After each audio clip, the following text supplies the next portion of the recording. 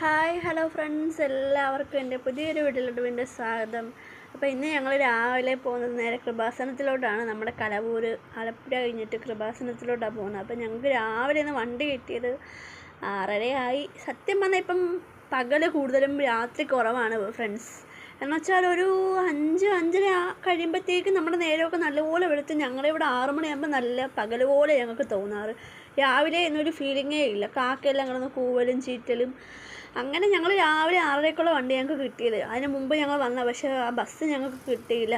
പിന്നെ 6:30ക്ക് അടുത്ത ബസ് ഉണ്ടായിരുന്നു, അതിൽ കയറി. അപ്പോൾ ലേറ്റായെന്ന് വേണമെങ്കിൽ പറയാം. ഞങ്ങൾ ആ കലവൂർ എത്തിയപ്പോഴത്തേക്ക് ഒരു 11-11:30 ആയി. അത്രയും സമയം എടുത്ത് ബ്ലോക്ക്, അങ്ങനെ കുറേ നേരം ട്രാഫിക്ക്, അങ്ങനെ കുറേ നേരം വണ്ടിയൊക്കെ പിടിച്ചിട്ട് പിന്നെ ഇടയ്ക്കൊന്ന് ചായ കുടിക്കാൻ വേണ്ടിയിട്ട് അടൂരൊക്കെ ഒന്ന് നിർത്തിയിട്ടുണ്ടായിരുന്നു. അങ്ങനത്തെ കുറേ സമയം ഒത്തിരി നേരം അങ്ങനെയൊക്കെ പോയി എന്ന് പറഞ്ഞാൽ എന്തോ വേണമെന്നല്ല. പിന്നെ അങ്ങോട്ട് പോയ സമയത്തൊക്കെ കൊച്ച് കുറച്ച് നേരം ഉറങ്ങിയായിരുന്നു. പിന്നെ അങ്ങോട്ട് എണീറ്റിട്ട് അവൾ ഭയങ്കര വഴക്കാൻ. അവൾക്കിങ്ങനെ പോകുന്നതേ ഇഷ്ടം. ഞങ്ങൾ കായംകുളം ചെന്നിട്ട് പിന്നെ അവിടെ നിന്ന് നേരെ ഞങ്ങൾ ആലപ്പുഴ ബസ്സാണ് കയറിയത്. ആലപ്പുഴ എറണാകുളം ഫാസ്റ്റ് ആയതുകൊണ്ട് പിന്നെ അതിന് ഒരു സ്റ്റോപ്പുള്ളിടത്ത് മാത്രമേ നിർത്തൂ. മറ്റേത് ആണെങ്കിൽ ഞങ്ങൾ ആദ്യം വന്നത് ഓർഡിനറിയിലായതുകൊണ്ട് ഉള്ള സ്റ്റോപ്പിൽ മുഴുവനും നിർത്തി വന്നുകൊണ്ടാണ് അത്രയും സമയം എടുത്തത്. അങ്ങനെ പിന്നെ അവളെ ഒന്ന് സന്തോഷിപ്പിക്കാനൊക്കെയാണ് ഇടയ്ക്ക് ക്യാമറ എടുത്ത് അതിൽ കാണിച്ചു കൊടുത്ത് അവളെ ഒന്ന് ചിരിപ്പിക്കുകയാണ്. ഉറക്കം അങ്ങ് ശരിയായില്ല, 1 മണിക്കൂറേ അവൾ ഉറങ്ങിയുള്ളൂ. പിന്നെ ഇല്ല കുലുങ്ങി വണ്ടിയിലുള്ള പോക്കല്ലായോ. അങ്ങനെ ഇത് നമ്മുടെ മെഡിക്കൽ കോളേജല്ല, എഞ്ചിനീയറിംഗ് കോളേജാണ്. അപ്പം ആണെന്ന് തോന്നുന്നു, എനിക്കറിയത്തില്ല. ഞാൻ ആദ്യമായിട്ട് അത് കാണുന്നത്. ഞാൻ ഇതുവരെ അങ്ങോട്ടും ഇങ്ങോട്ടും പോയിട്ടില്ല, ഇതങ്ങനെ ശ്രദ്ധിച്ചിട്ടുമില്ല. പിന്നെ നമ്മുടെ ബൈപ്പാസിൻ്റെ പണിയായതുകൊണ്ട് കുലുങ്ങിയൊക്കെയാണ് ഞങ്ങൾ അങ്ങോട്ടും ഇങ്ങോട്ടും പോയത്. എന്താ പറയുക അങ്ങോട്ട്. പക്ഷെ മോന് ചെറുക്കന് കുഴപ്പമില്ല. അവനെ വല്ലതും തിന്നുകൊണ്ട് അങ്ങനെ കണ്ടുകൊണ്ടങ്ങ് ഇരിക്കും, അവനൊരു പ്രശ്നവും ഇല്ല. പക്ഷെ അവൾ അങ്ങനെ ഒത്തിരി നേരം അവൾ ഇരിക്കത്തുമില്ല. അവൾക്കിങ്ങനെ ഒരു രസവും തോന്നുന്നില്ല. അങ്ങനെ കുറേ നേരം നമുക്ക് കാഴ്ചകൾ കാണിച്ചു കൊടുത്താലും പിന്നെ അവൾ അങ്ങ് വഴക്കുണ്ടാക്കാൻ തുടങ്ങും. പിന്നെ എത്ര നേരം എന്ന് പറഞ്ഞാൽ നമ്മൾ ഫോണിൽ കാണിച്ചു കൊടുക്കുന്നത്. ല്ലേ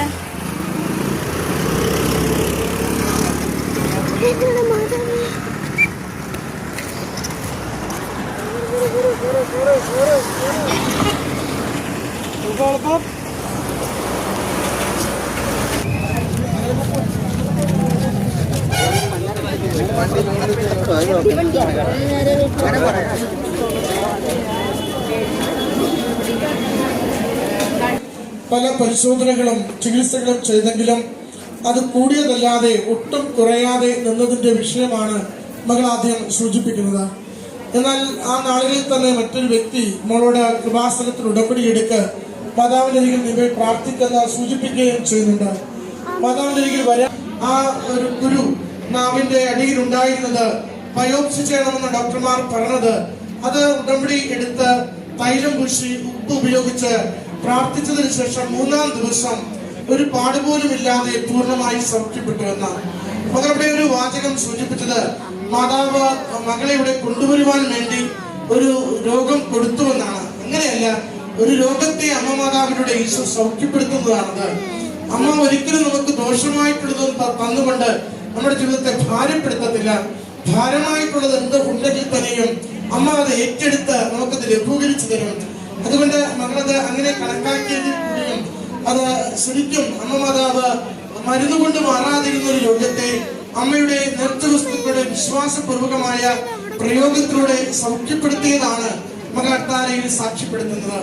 രണ്ടാമത് മകളുടെ പരീക്ഷയാണ്. ഗ്രാജുവേഷൻ എക്സാമിന്റെ ഒരു വിഷയം പരാജയപ്പെട്ടത്, അത് ഒത്തിരി ക്ലേശത്തിലൂടെ കടന്നുപോയത്. അമ്മയുടെ കരങ്ങളിൽ നിയോഗം സമർപ്പിക്കുകയും അത് മകൾക്ക് നല്ല വിജയം നൽകി അമ്മ മാതാവ് സഹായിച്ചതിനെ മകൾ സാക്ഷ്യപ്പെടുത്തി. മറ്റൊന്ന് ജപമാല റാലിക്ക് വേണ്ടിയുള്ള മകളുടെ ആഗ്രഹവും അന്ന് കണ്ട സ്വപ്നവുമാണ്. ശരിക്കും കഴിഞ്ഞ വർഷം പുതിയൊരു വഴിയിലൂടെയാണ് ജപമാല റാലി പോയത്. മുൻവർഷങ്ങൾ അങ്ങനെ ഞങ്ങളോട് ചെന്നപ്പോൾ ഒത്തിരി ആളായിരുന്നു. ധ്യാനം കൂടാനൊന്നും ഞങ്ങൾക്ക് ഒരു രക്ഷയില്ല. മൊത്തം ആളെന്ന് പറഞ്ഞാൽ ഒരുപാട് ആൾ. പിന്നെ ഈ 2 പിള്ളേരും ഒരു രക്ഷയില്ല.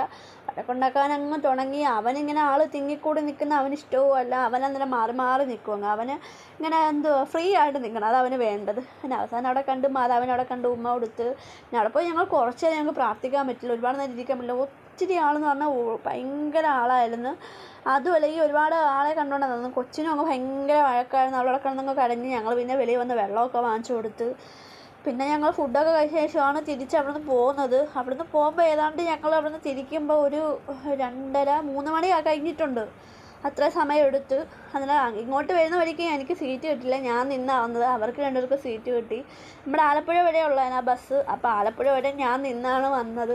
അപ്പോൾ അതിൻ്റെ കോലമാണ് നിങ്ങൾ കാണുന്നത്. അത് ക്ഷീണമായി. അതിൻ്റെ കൂട്ടത്തിൽ രാവിലെ എണീറ്റൊക്കെ വന്നതില്ലേ, അതിൻ്റെയൊക്കെ ഒരു ഇത് എനിക്കുണ്ടായിരുന്നു. ക്ഷീണവും ഉറങ്ങിയില്ലായിരുന്നു അങ്ങോട്ട് പോയ വഴിക്ക്. അപ്പം ഇങ്ങോട്ട് വരുമ്പോൾ ഉറങ്ങാമെന്നൊക്കെ കരുതിയപ്പം ബസ് സ്ഥലമില്ലായിരുന്നു. നമ്മുടെ ആലപ്പുഴ വരെ ഉള്ളായിരുന്നു. അപ്പം ഞാനവിടെ ഇങ്ങനെ നിന്നപ്പം ബാക്ക് സീറ്റിലാണ്, ഏറ്റവും ബാക്കിലായിരുന്നു ഞങ്ങൾക്ക്. ഞാനവിടെ നിൽക്കുവാണ്. അപ്പം ഇവരവിടെ ഇരുന്ന് അപ്പം പിള്ളേർ അവിടെ കിടന്ന് അവർ കിടന്ന് ചാട്ടമായിരുന്നു. അപ്പം ഞാൻ പറഞ്ഞ് അടങ്ങിയിരിക്കുക, ബസ് മറിയും തിരിയും. അങ്ങനെ ബസ്സൊന്ന് ബ്രേക്ക് ഓടിച്ചപ്പം ജോയിൽ പോയിട്ടൊരു തല പോയൊന്നൊരു ഇടി ഇടിച്ചായിരുന്നു. കുറേ നേരം ഞങ്ങൾ നിന്നിട്ട് കടലിൻ്റെ ചെറിയ ചെറിയ ഭാഗങ്ങളൊക്കെ കണ്ടായിരുന്നു. സന്ധ്യയായെന്ന് പറയാം. അന്നേരത്തേന് ഞങ്ങൾ ആലപ്പുഴയിൽ നിന്നൊക്കെ വന്ന് പിന്നെ വണ്ടി കിട്ടി.